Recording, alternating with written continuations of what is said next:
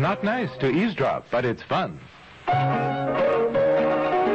So let's check in on the comedy of errors at the Baxters. On the little things in life. Brought to you by Mr. Muscle, the oven cleaner that works the easy overnight way. In my house, we've got a fully automatic kitchen. Me. And the worst job I've got to do is scrape and scrub that dirty oven. Well, there's a different way to clean your oven that's less work. The overnight way, with Mr. Muscle. Promises. It's true. With Mr. Muscle, you just spray it on at night, and while you sleep, its self-scouring foam lifts up the grease and grime. That's a good idea. So next morning, you just wipe clean. You know, I've got a feeling that Mr. Muscle's going to be a good man to wake up to.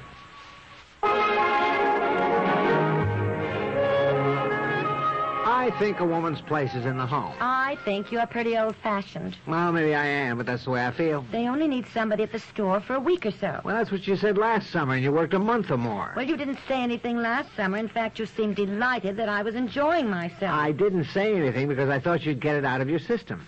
Get what out of my system? Oh, you know perfectly well what I mean. Actually, I think I made a mistake last summer. I should have said something. Apparently, you got something into your system. I did. A little excitement. You know, I'm not a miserable, unhappy woman. I love you. I love keeping house, but it does get lonely. The children aren't little anymore. They're gone most of the time. I talk to the dog. I talk to the cat. I talk to my plants.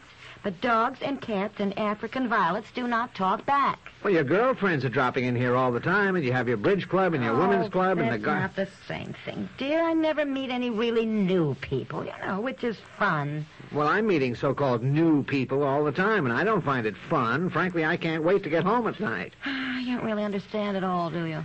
I understand one thing. I'm fed up with women's lib. Well, I'm not fed up with it because I haven't paid much attention until now. Maybe it's time I started getting involved. Ah, please, let's eat. Eat what? Dinner. I haven't even started it. But it's 6:30.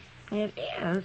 Well, I haven't even thought about it. I don't even know what we're going to have. Well, there, you see? That's what I mean. Look, I didn't get to see this Mr. Edwards until late, and I thought I was just going to work in the boutique, but when he said their decorator was sick, and I'd get to do all the windows, I was so excited. Well, we got to talking about, you know, I didn't get home until late. I like to walk in the door and see you getting dinner. That's really the crux of the matter, isn't it? What? I've heard you say many times that you're all for equal rights for women, but actually you aren't really, are you? I certainly am. Economically, yes. If a woman can do a job as well as a man, I certainly think she deserves equal pay. I have always said men and women should be treated as equals. In what way should they be treated as equals? Well, in every way. Equal opportunities, equal pay. Equal responsibilities? Yes. Then why don't you get dinner? You can cook, dear. You use every pot and pan in the kitchen, but you can cook. Now, I'll tell you, I'll get dinner 3 days a week. You get dinner the other. And the 7th day, we'll get it together. Now, listen, I work hard all week long at the office to support you. I work 5 days a week, 8 hours a day, most of the time more than 8 hours. I work hard 7 days a week. And usually about 12 hours a day. By the time the dinner dishes are done, and then sometimes there's laundry to fold and put away or some mending to do. You know, I'm just realizing that when you've sounded off so passionately about equal rights for women, when it gets down to you personally, you're not for equal rights at all. I mean, if we're equal, then I shouldn't have to ask you about taking the job. I should just tell you. I mean, do you see what I mean? No, you don't see what I mean. Well, even with rising costs, I'm still making enough money to support us. You don't need the job. Yeah, well, maybe I do. Emotionally. Maybe I do. As the kids say these days, maybe I need to express myself, to discover the real me. Maybe I'd like something on my tombstone besides she kept a clean house. Oh, I never found you had any trouble expressing yourself. Oh, honey, why are you so stubborn? Let me work for just a week or two. Well, why are you asking me? Why don't you just tell me? Well, I don't want you to get mad. You know? I mean, I want your approval. But if I were really a woman's liver, I wouldn't care whether I had your approval or not. Well, that implies I'm your inferior, your slave. Hey, wait a minute. Look, what in the world have you been reading lately? Well, Ms. Magazine, for one thing, and I've seen 3 women on TV interview shows whose husbands acted just like you're acting, and you know what they did? What the women did? No, they went out and got jobs anyhow? Yeah, that's right. Yeah, I know. They walked out, left the husband with the house and the children, and they got a divorce and started life with a new career. Is that what you have in mind? No. I'd never do that. Never. I don't think. You don't think you would? No, I don't think I would. Look, sweetheart, all this women's lib stuff has nothing to do with us. It doesn't? No, not really. Well, somewhere along the line it does. If you believe, as you say, in equal rights and equal responsibilities, why don't you get our dinner tonight? Okay, I will. Yeah? All right, I will. All right. I'll just sit and read the paper the way you always do. Fair enough. What'll I fix? Well, what to have for dinner is always a problem. That's your problem tonight. Well, you always ask me, usually in the morning, just after I've had breakfast and can't even think of food. All right, I know. And I'll answer just what you do. Anything. Anything you cook will be fine. Just fine. Okay. You don't think I can do it, do you? I know what you're thinking. That poor slob. He's going out. No, I'd never call you a slob. I hate that word. All right. That poor guy is going out to the kitchen and fry up some hamburgers and open up a can of peas. Did you speak to me, dear? I'm reading the paper. Ooh, okay. Look, I am going to surprise you. Just remember, the best cooks in the world have always been men. Oscar of the Waldorf. Fanny Farmer? Julia Child? Never mind. Just start working up an appetite. I shall be serving you a feast fit for the gods.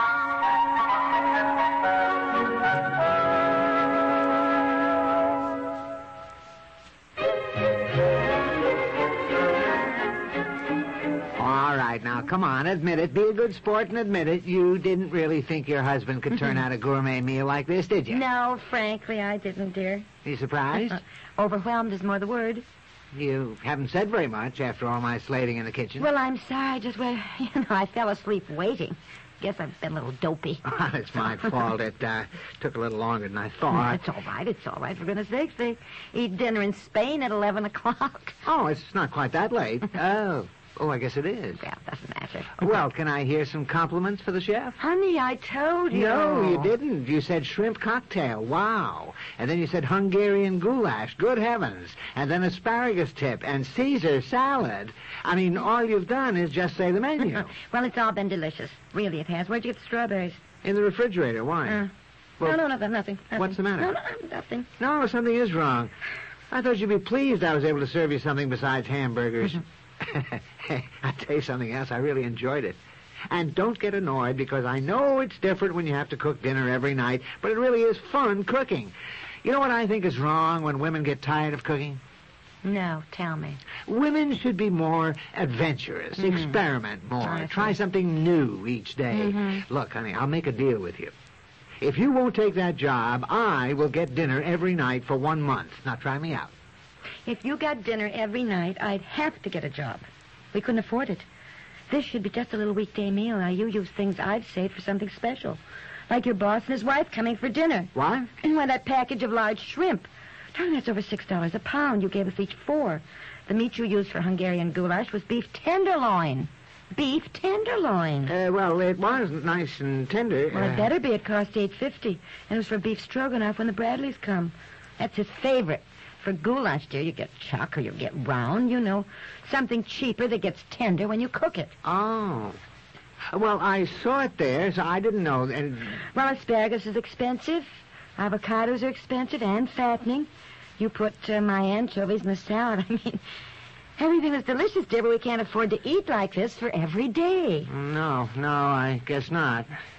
Honey, you really don't know how to run a house, do you? No. That's why I don't want you to take a job. I'll admit it. I'm helpless. Oh, you're not helpless.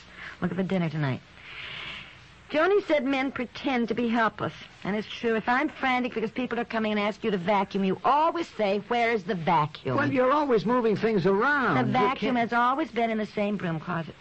The one time you did the laundry, you put in a red bath towel, and all our underwear came out a bright pink. You see, I need you. I can't do without you. I'm stupid. No. You're not stupid. You're very bright, and you'll learn quickly. Now, this weekend, we'll clean the house together so you know where things are, so you learn how to organize housework. I think getting such a great dinner tonight was my big mistake. I think it was a big step forward. No, not for me. I was going fishing Saturday, not scrub floors. Well, you help me Saturday, and then Sunday we'll both go fishing. And right now, we will both do dishes. Oh, terrific.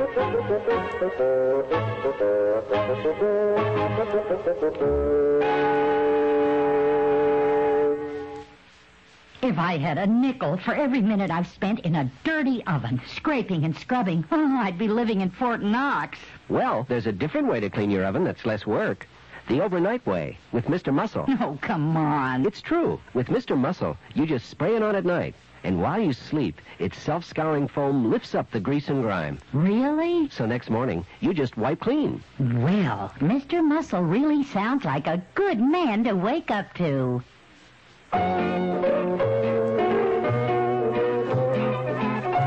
The Little Things in Life with Peg Lynch and Bob Dryden was written by Peg Lynch and directed by Warren Somerville and has been brought to you by Mr. Muscle, the oven cleaner that works the easy overnight way. I'm Charles Woods. This is the Serial Network.